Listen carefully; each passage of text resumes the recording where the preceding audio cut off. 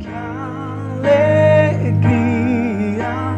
quando ouvi que me disseram: vamos à casa do Senhor.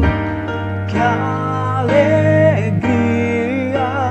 quando ouvi que me disseram: vamos à casa do Senhor. Hoje nós celebramos a solenidade de Nossa Senhora de Fátima, uma solenidade riquíssima para nós enquanto igreja. Aqui no Brasil é uma memória facultativa, né, mas porém a devoção que o Brasil tem por essa mulher, por esse título de Nossa Senhora, é muito grande, que nos faz comemorarmos com muita alegria esse dia tão importante para nós, dia de júbilo, dia de alegria, dia de nós pedirmos a intercessão e todas as graças que Nossa Senhora pode derramar sobre as nossas vidas. Eu não sei como que está a tua vida, eu não sei o que você tem vivenciado, mas eu quero dizer já no início dessa pregação, sendo essa missa voltada para os enfermos, Nossa Senhora é aquela que sempre esmaga a cabeça da serpente, e independente daquilo que você está vivenciando, Nossa Senhora, na tarde de hoje, nesse dia 13 de maio, ela quer mais uma vez te ajudar intercedendo e pisando na cabeça de Satanás. Primeiro nós temos que entender de onde partiu essa devoção tão riquíssima a Nossa Senhora de Fátima. Tudo começa em Portugal, com 3 crianças, Lúcia dos Santos, com apenas 10 anos de idade, Francisco, 9 anos, Jacinta Marto, 6 anos. E nós sabemos que foi justamente no ano de 1917, quando estava acontecendo a Primeira Guerra Mundial, a Virgem Maria aparece para essas 3 crianças. Mas um ano antes, um anjo, aquelas crianças, dizia ser o anjo da paz, e pedia para que as crianças rezassem e rezassem muito. A mensagem do anjo não poderia ser outra, porque ao contrário do que muitos pensam, não é Nossa Senhora que está no centro, mas é nosso Senhor. A mensagem era clara do anjo: Deus existe. Deus é bom, mas está ofendido com os pecados da humanidade. Devemos adorá-lo e fazer penitência. Eu fico olhando para o que nós estamos vivenciando agora, porque não é apenas no Brasil, é no mundo inteiro. A questão da enfermidade, a questão do Covid-19. Penso eu, será que Deus ele não está ofendido com os pecados da humanidade e por isso tem permitido, não que Ele queira, porque Deus ele não quer o mal da humanidade, mas será que Ele não tem permitido que essa enfermidade chegue até nós, para que nós tenhamos uma comunidade, para que nós tenhamos seres humanos que estejam dispostos a dobrar o joelho no chão, a rezar, se colocar diante da presença do Senhor, a poder exaltar o nome daquele que é digno de toda a honra, de toda a glória e de toda a adoração? O anjo é enfático quando ele diz: Deus está ofendido com os pecados da humanidade.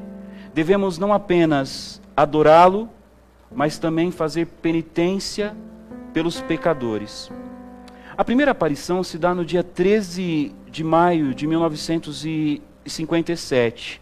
As crianças estavam em um monte, de repente elas viram um clarão como se fosse um raio, logo elas desceram para próximo de onde estava aquele raio, num lugar chamado Cova da Íria, também traduzido como Gruta da Paz.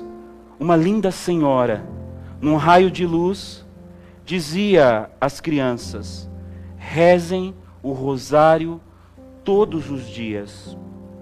Depois dessa primeira aparição, ao sair de lá, Lúcia fez Jacinta e Francisco prometerem não contar a ninguém, pois temia que ninguém acreditasse e depois eles acabassem sendo punidos. Jacinta, ao chegar em casa, não se conteve, contou à mãe, e Lúcia ficou muito brava. O fenômeno de Fátima provocou diferentes reações, tanto dentro quanto fora da igreja. Muitos tinham medo, devido à situação política da época. Para aqueles humildes portugueses que lá viviam, a fé era o centro da vida. Todos então, a saberem do fenômeno de Fátima, passaram a ir com as crianças para a Cova da Ira. Por inúmeras vezes, as crianças foram entrevistadas, chegaram a ser presas, para ver se caíam em contradição. Alguns da igreja, quando iam interrogar as crianças, logo pensavam que elas estavam sofrendo influências do demônio, mas dava para ver na simplicidade, na generosidade daquelas crianças que elas falavam, nada mais, nada menos do que a verdade. E elas não temiam em falar a verdade, porque havia uma promessa de Nossa Senhora de Fátima. Nossa Senhora de Fátima falava: olha, sejam perseverantes, porque no último dia da aparição, no dia 13 de outubro, eu vou dar um grande sinal para que todos possam acreditar. No quinto dia da aparição, que aconteceu no dia 13 de setembro de 1917, lá nós tivemos o primeiro milagre. As pessoas que lá estavam relatavam que no momento da aparição começou a cair flores que desciam, as flores mais bonitas que nós poderíamos ver, só que ninguém conseguia pegar. Chegou o dia da sexta aparição de Nossa Senhora, que foi no dia 13 de outubro de 1917. Tínhamos uma estimativa de aproximadamente 60 a 70 mil pessoas. Uma chuva muito forte, todos com muito medo, mas Nossa Senhora dizia que iria fazer um grande milagre para que todos acreditassem. Naquele momento, todos estavam muito molhados, lembrando que era uma cidadezinha de interior, aproximadamente uns 10 centímetros de lama no chão. Por volta do meio-dia, foi possível notar uma mudança na atmosfera. Algo diferente estava acontecendo, até que no momento da aparição, Lúcia dá um grande grito e fala: olhem para o sol! O sol começa a se partir, rolar, dançar, de um lugar para o outro. O sol foi em direção à multidão, cerca de 1 minuto voltou da mesma forma que tinha vindo. Naquele momento, meus irmãos, muitos começaram a chorar, outros começaram a gritar. Alguns pensavam ser o fim do mundo, porque também um vento começou a soprar muito forte. E naquele mesmo instante, tudo ficou seco. Aqueles que estavam com as roupas molhadas, agora estavam com as roupas secas e alvejadas, porque estavam limpos. A roupa estava mais limpa que nenhuma lavanderia conseguiria deixar a maneira pela qual ficou a roupa daqueles que ali estavam e que presenciaram esse fenômeno. Só que graças a Deus a nossa igreja, meus irmãos, ela sempre foi muito criteriosa para dizer se era ou não um milagre. Essas aparições, elas só foram confirmadas pela igreja 13 anos após ter acontecido. Lembrando que essas aparições aconteceram justamente no período em que nós estávamos na Primeira Guerra Mundial. Muitas doenças, mais de 1 milhão de pessoas morreram.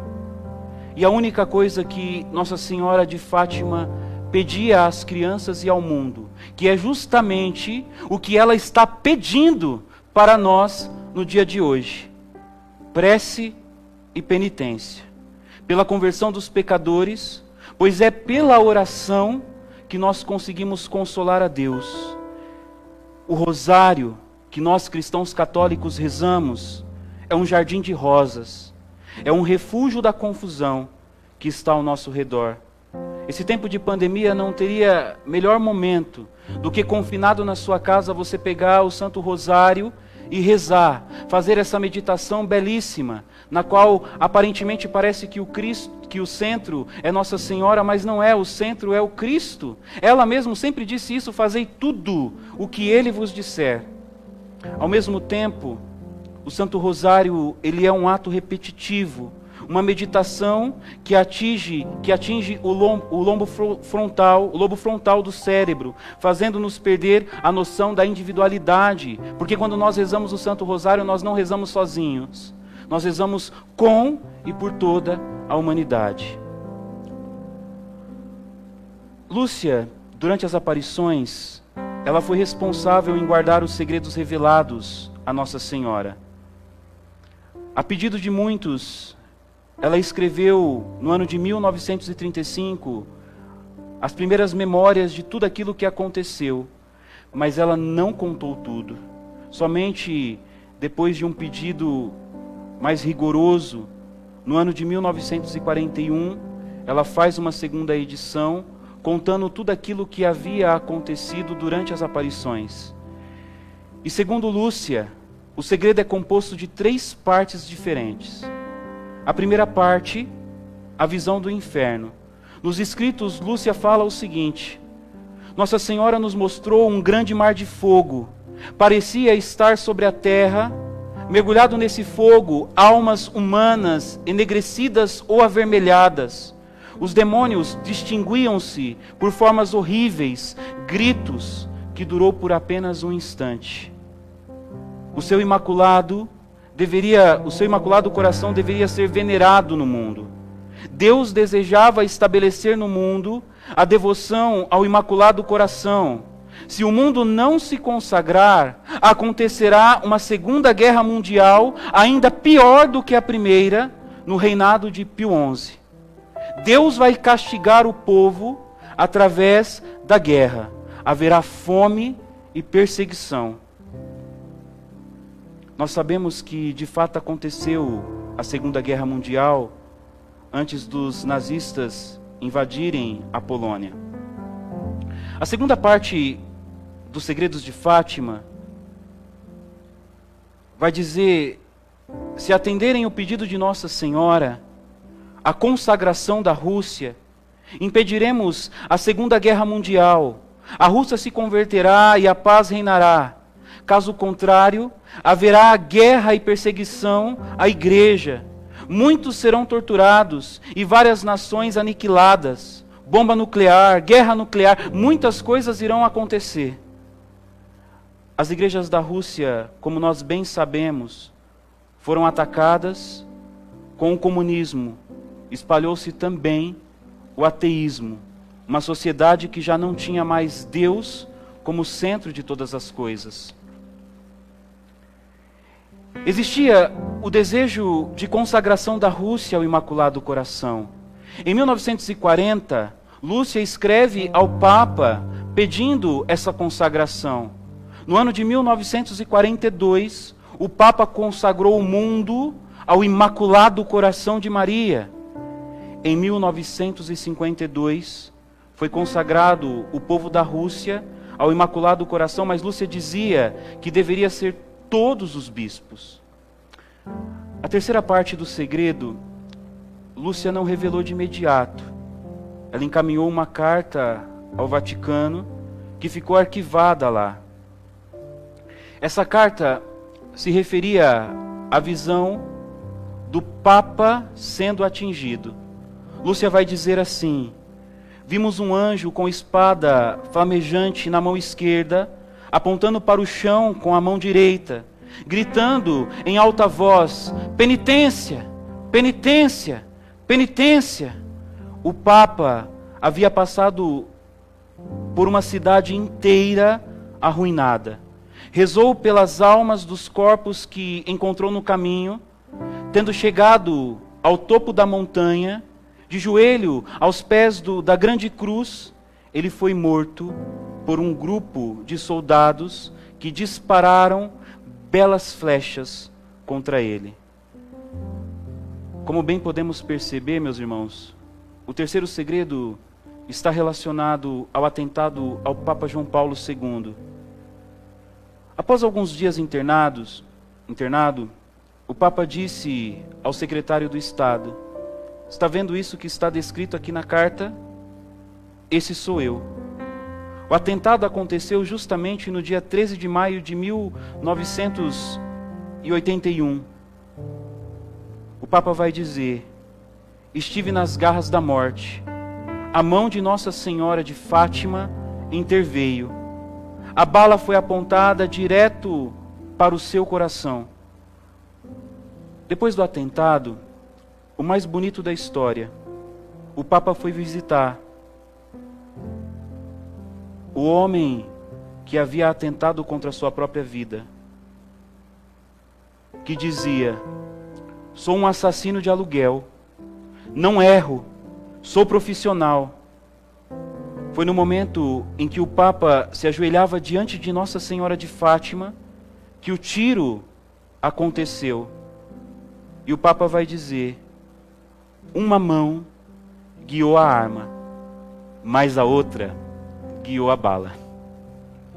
O assassino pode até ter tentado, só que contra toda a tentação, quando essa mulher intercede, filho, pode ter certeza que a graça acontece. Não há quem possa tentar contra nossas vidas. Só foi revelado a terceira parte no dia 13 de maio de 2000, no momento da beatificação de Francisco e Jacinta, justamente por cautela. Sabemos que Nossa Senhora já havia revelado a eles que eles iriam em breve embora. Francisco morreu no dia 4 de 4 de 1919. No ano seguinte, no dia 20 de fevereiro, morre Jacinta. Lúcia, ainda presente em nossos tempos, faleceu no dia 13 de 2 de 2005. E, por incrível que pareça, 2 meses após a morte de Lúcia, Deus recolhe São João Paulo II, o Papa da Juventude, o Papa do Sorriso, o Papa da Peregrinação, no dia 2 de 4 de 2005. Meus irmãos, sabemos também que pelos relatos históricos, somente no dia 25 de 3 de 1984, a imagem de Nossa Senhora de Fátima, ela foi levada para Roma, onde os bispos fizeram a consagração da Rússia. E eu tenho certeza que Deus aceitou a consagração do colegiado. Mas olhando por toda essa história que o padre acaba de contar a cada um de vocês, o que Nossa Senhora quer dizer a nós, no dia de hoje, a ela dedicada? Primeiro, que nós precisamos rezar, precisamos fazer penitência, precisamos fazer o bem. Meus irmãos, muitos perderam a crença em Deus. Deus já não está mais no centro da humanidade. Deus tem sido deixado de lado. O materialismo tem tomado conta do mundo. Os homens estão tomando o lugar de Deus. Os homens estão querendo decidir por Deus, estão querendo dizer o que Deus deve e o que Deus não deve fazer. Os homens estão querendo dizer aquilo que é certo, aquilo que é errado. Nós vivemos em uma cultura onde para muitos que Deus não é mais a base. E Nossa Senhora vem dizer para nós, na tarde de hoje, fazei tudo o que Ele vos disser. Eu não sei qual é a situação que você se encontra, mas o que eu posso dizer é que se você hoje tomar a decisão por Deus, se hoje você pedir a intercessão de Nossa Senhora, a intercessão da Virgem Maria, não haverá pandemia contra a tua vida, porque Nossa Senhora, como vai dizer na própria oração do Salve Rainha, é ela que vem chorando e gemendo num vale de lágrimas, por amor a cada um de nós. Filho, o convite que o Padre faz a você no dia de hoje: levanta, não fique cabisbaixo, não fique com medo. Eu sei que você está aí se questionando, está falando: meu Deus, como eu gostaria de sair dessa cama, como eu gostaria de sair da minha casa, estou aqui confinado. Acabamos de celebrar, no último domingo, o Dia das Mães. Quantos filhos dando de tudo, porque gostariam de dar pelo menos um abraço na sua mãe e não pôde fazer isso.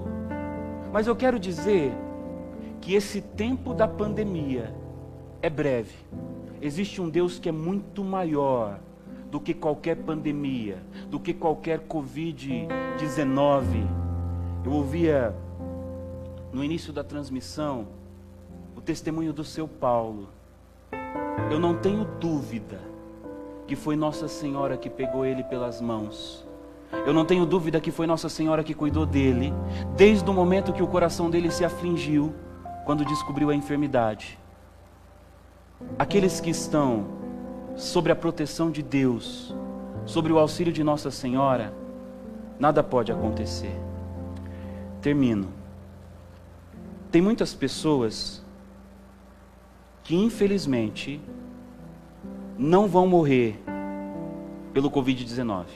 Padre, como assim infelizmente não vão morrer pelo Covid-19? Existem outras doenças que estão assolando o nosso povo. Depressão, síndrome do pânico, medo, angústia, dor. Tudo isso está acontecendo agora.